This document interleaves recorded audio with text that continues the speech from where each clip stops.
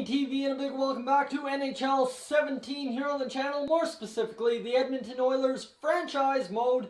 And guys, we're coming off that big 4-0 second round sweep of the LA Kings in the Year 4 playoffs. So we're doing pretty good. I can't complain about that coming off that victory. So you see Chicago and St. Louis are tied at, well, Chicago's up 2-1, so we're going to simulate that at least 2 more days, see if we can't figure out who our opponent is going to be. Let's see, let's get into day 5, day 6 of March. Nugent Hopkins is available to play. That is solid because right now we have Connor Brickley filling that role. So we'll see if Nugent Hopkins can't get back in and bust out here in this upcoming series against either, like I said, Chicago or St. Louis. We're going to find out in possibly 1 more day. Nope, 1 more day. Let's go. Let's see if it's going 7. I guess it's going 7 between Chicago and St. Louis. And it will indeed be Chicago that we are facing at the United Airlines Center. I believe that is the name of Chicago's arena. In round number 3. So the final battle of the Western Conference comes down to Chicago and Edmonton. Let's take a look at Chicago's line, see who they are sporting. So let's see here, we've got to go into, yes, confirm both that, and edit lines and strategies. Let's see, edit lines, and I think it's view opponents, is it not? Options, view opponents, let's see.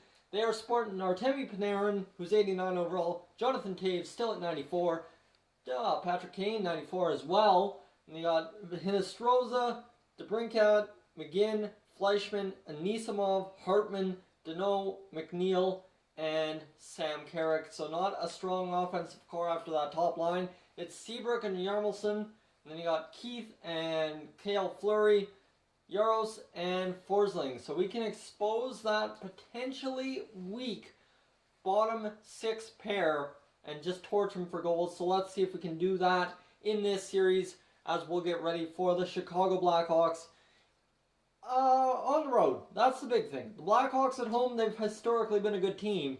So we've got a big, tough challenge ahead of us, but we're going to face it head on as Connor McDavid wins the opening faceoff this first period, brought to you by the good folks at the Oilers organization. Here we go.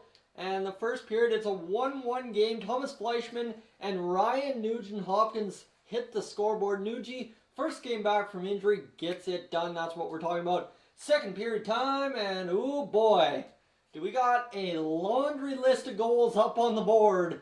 Corey Crawford couldn't stop anything. Laterra, Martinuk, Letestu, Nugent-Hopkins, and Pat Maroon. So nobody on the top line gets a point, but we get it done big time. And I guess we are exposing somebody out there on the ice as we are just killing Chicago. Not really in shots, but in the scoreboard for sure. Nikolai Ehlers gets one, so the second line or third line lighting it up here for us so far. 7 minutes to go in this game, 5 on the board. This is an easy skate to win here. 1 minute to go, and we are taking that game 1, well, pretty large. I'm not going to make dice any meat about it. That was a huge game. Nugent Hopkins, 2 goals, Pat Maroon, a goal and an assist, and Steve Mason, even in a 7-goal game, is the first star of the game, so he's killing it. So we're going to go roll into Chicago with big-time momentum in Game 2 here. Chicago is 8-3. We are 9-3, so that's pretty solid. Let's see. They've lost 1 less game than us so far, really. Let's see. After the first period, 2-0 Chicago, so it's DeBrincat and Deneau getting it done. Can we come back in the second? Let's find out. Ooh, no scoring in the second, so it comes down to a third period where we've got to come back. We're leading in shots. We need 2 goals. It is possible, but it looks to be tough. Draisaitl on Crawford. That edges us within 1. DeBrincat scores his second of the game. So now we're back to that 2-goal deficit. Power play time. Anything on the power play would be good. Nothing there. 5 minutes to go. 4 minutes on the power play left, and we are not going to get back in this one, as Chicago will score an empty netter with 24 seconds to go. And this is not looking good as we end up tying the series. It's DeBrincat, Jamie McGinn, and Corey Crawford leading the way in the Stars category. So we swept the Stars last time, they swept the Stars this time. Let's go home to Rogers Place and show what we can do As you know, 1 goal. We've scored 8 goals in the series. I'm not going to shake up the lines just because we had a 1-goal performance. Johnny Taves wins the face-off. Here we go, first period. And it's 1-0. Artemi Anisimov scores the goal on Steve Mason. Second period time.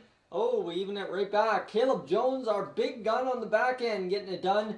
And it is a 1-1 game headed to the third period. About 16 minutes to go. Let's see if we can't get a couple more shots on net there, boys. Really lacking in the shot department tonight. Johnny Taves scores, and that's not good. Power play time. Can we cash in?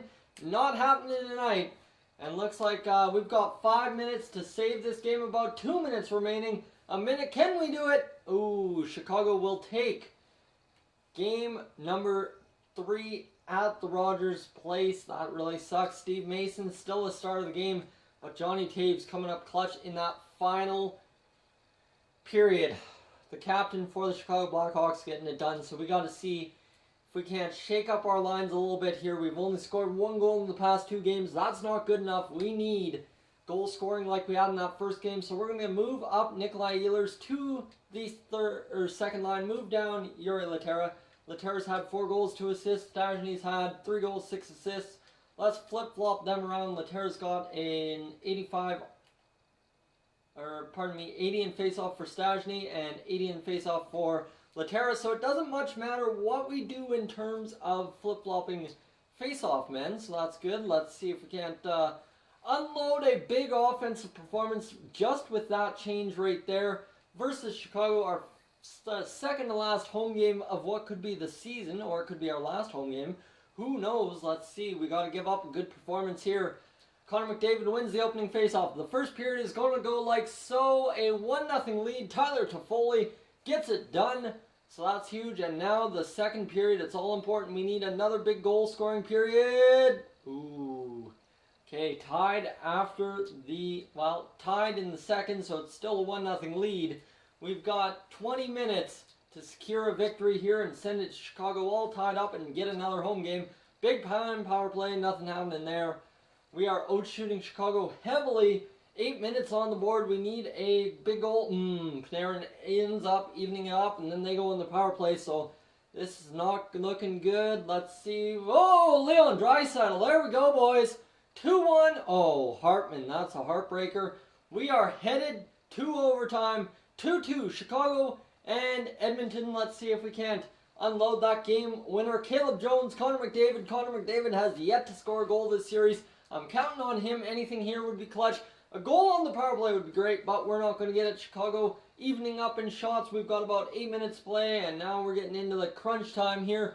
4 minutes. A goal ends it. That's all I'm scared. And Mark Letestu out there on the 4th line in overtime ends it for us. 3-2. That is what we are talking about. A huge victory. Leon Draisaitl, 8 hits in the affair. Man, Steve Mason, 40 saves, 2 goals against. Guy was clutch. We need to go to Chicago, now tied at 2, and bring it home up 3-2. That's all there is. Amateur scout, you are done scouting. Where are we going to send you? We're going to send you to scout defenseman in the OHL for 1 month. Let's see. Chicago, we've got a big game against you here at the UA Center. And okay, let's see. I blanked out there. First period, let's go. Ooh, a solid period. Nikolai Ehlers, Philip Deneau getting goals. And now we need the second period to be a clutch period for us. Ooh, Sam Carrick getting it done. And now we've got a big, tough period to go. 20 minutes to get another goal and then another goal and get a 3-2 victory here. Anything would be huge.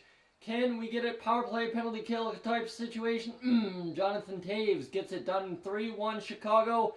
We cannot head back home with a deficit in the series. We need clutch goal scoring. 3 minutes to go. Come on, boys. Anything here. Anything. Last minute raw.